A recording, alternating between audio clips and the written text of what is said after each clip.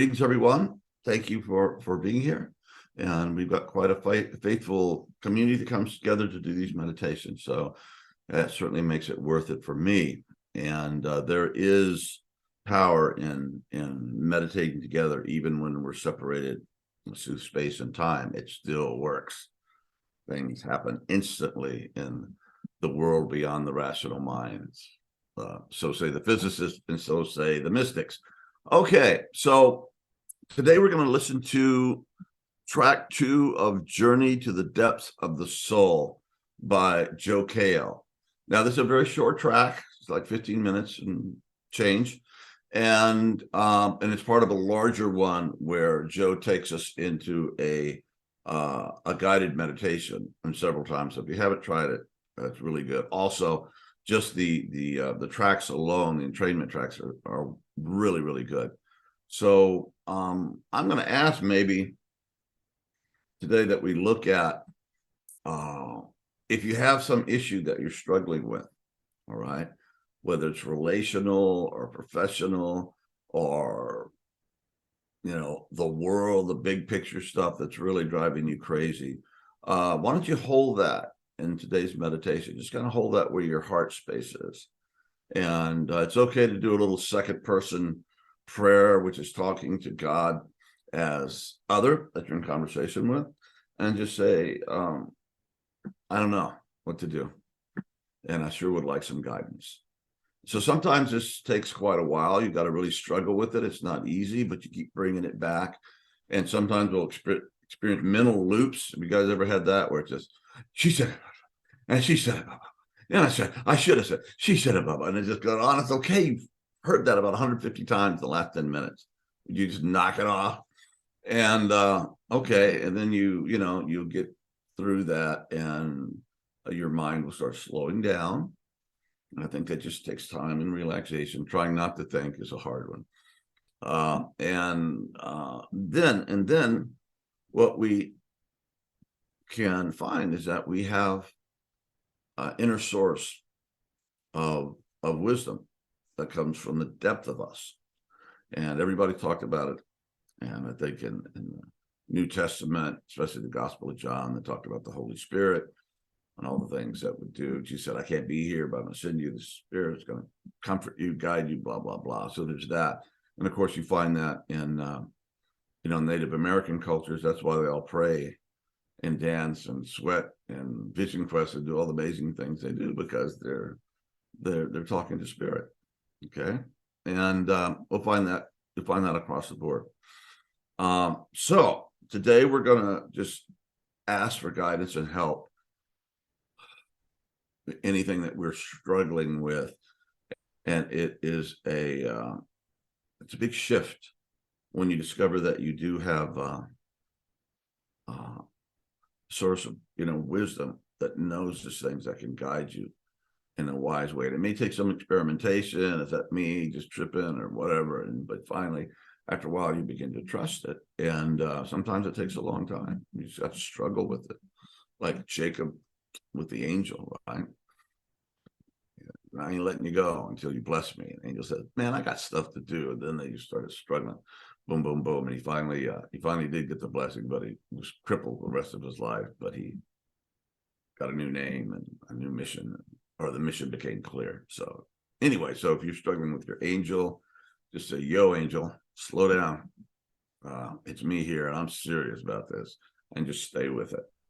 So without further ado, let's get rolling and just identify that one issue in your life that's really affecting your life and you would like to have some wisdom or clarity on. Okay, and I will see you on the other side.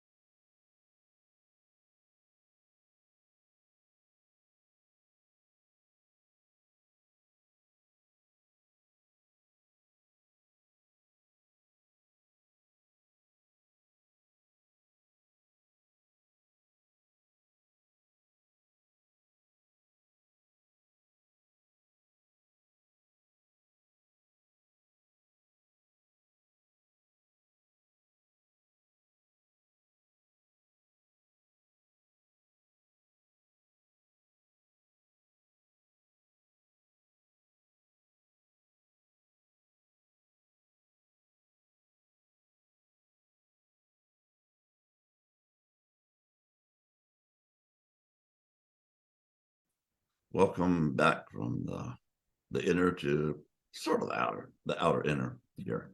And I hope that was powerful. That's a great track.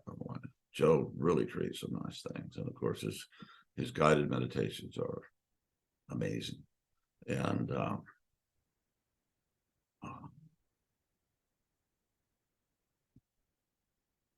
yeah,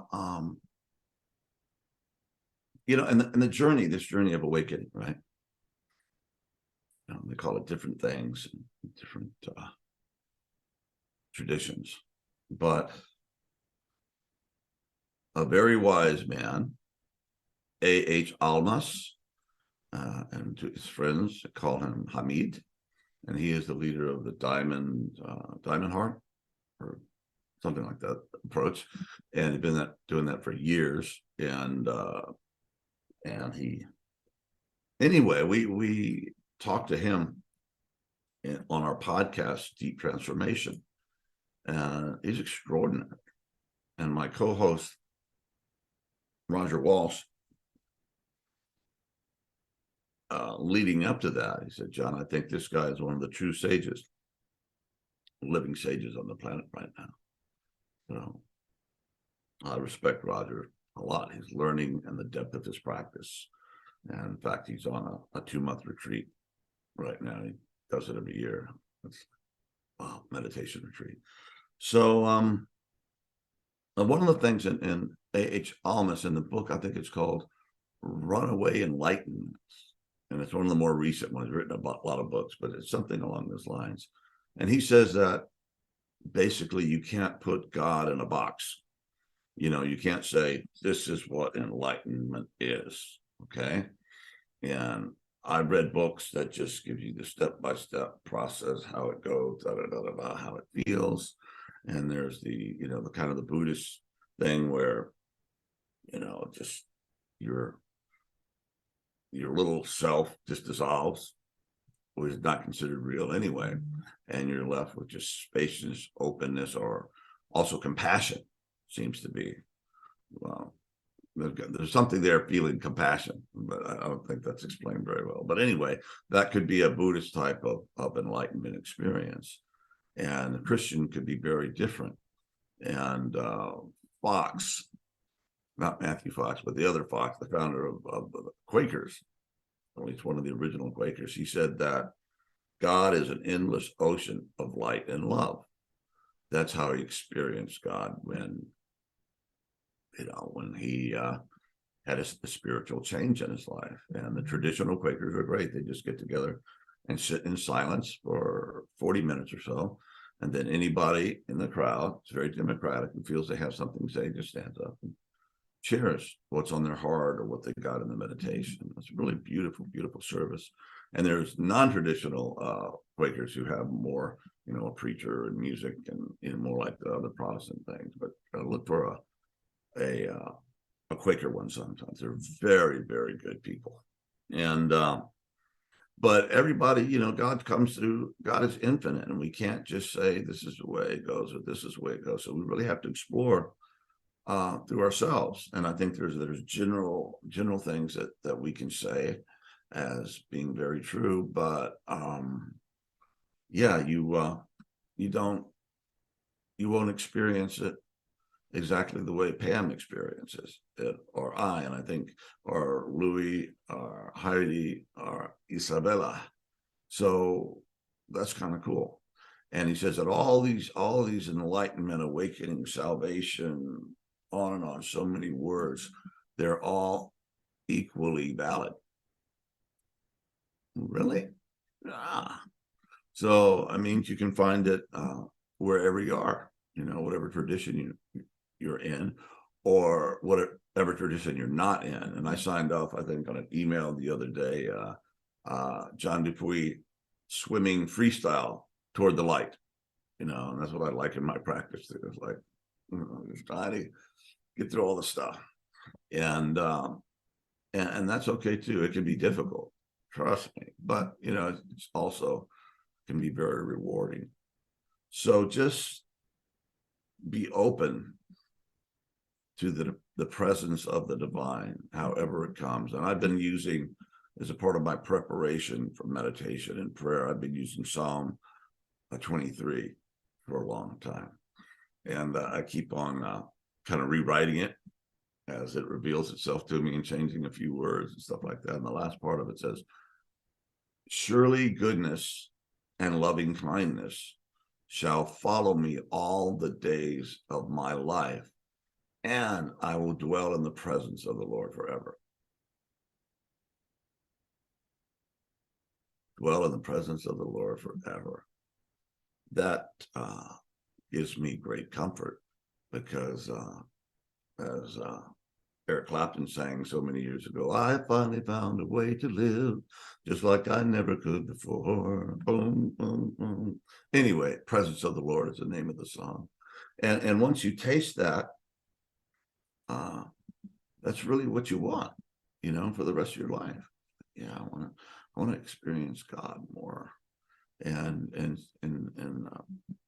says in step 11 in the 12 steps, seeking through prayer and meditation to increase our conscious contact with God, seeking only his will, the power to carry it out, but seeking that conscious contact where you really get it. Yeah, this is it. Here I am. And from there, universes are born, and life is redeemed, and sins are forgiven, and compassion grows, all these things. So and if you haven't had that experience, just say, God, I really need a taste, please. And then you shut up and go into meditation and then prayer, and you'll get it. You'll get it. And Abraham Maslow, he a great American psychologist who really turned psychology on its head, because most of the psychologists up to that time, Freud and Jung and everything, they'd been figuring out their maps of the human psyche by working with wounded, messed up people. Okay, so that's where they drew a map. And Maslow said, well, why don't we study those of us who aren't messed up, the exemplars, which is a great idea. And he said one of the things he found, they had everyone that he studied that we would like to model ourselves after in a deeply profound way had an experience of the presence of spirit or God or enlightenment or waking up at least one time, and often many more times. So so keep swimming toward the light. And if you're a Christian, you got to pray just to make it today, right? The rapper from San Francisco in the early 90s said, I like that guy a lot. I love that song. And if you're Buddhist, just carry on, troop. Or, Sufi, such a great. I mean, there's so many, or Native American, you're on the red road. It's all good. It's all equally valid. And God shows up in all of those things. And within that pathway tradition, your experience will be uniquely your own. And to find out who and what and why you are. And it's amazing. It keeps me coming back. So I got to pray just to make it today. Anyway, remember Joe Kao, Journey to the Center of the Soul, as opposed to the one he did, Journey to the Center of the Self, which the soul is that deepest individual part where you're still an individual entity.